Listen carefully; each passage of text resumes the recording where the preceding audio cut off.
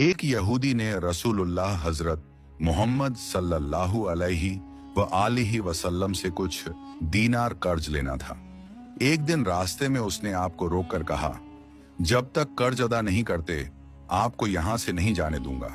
आपने फरमाया, इस वक्त मेरे पास कुछ नहीं, अगर तुम चाहते हो तो मैं तुम्हारे साथ बैठ जाता हूं। और आप वहीं बैठ गए। वक्त गुजरता गया, सहाबा किराम इकट्ठा हो गए।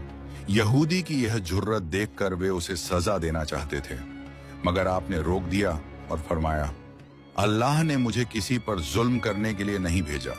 धूप तेज हो गई, गर्मी और पसीना चेहरे से बहने लगा, मगर आपने न गुस्सा किया न सख्त बात कही। वहीं बैठकर जौहर, असर, मगरिब और इशा की नमाज अदा की। रात भी वहीं गुजारी और फज्र की नमाज भी वहीं अदा की।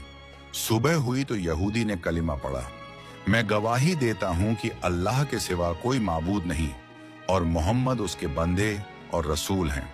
फिर कहा, मैंने आपको रोका इसलिए नहीं कि आपकी तौहीन करूं, बल्कि आपके सब्र को परखना चाहता था।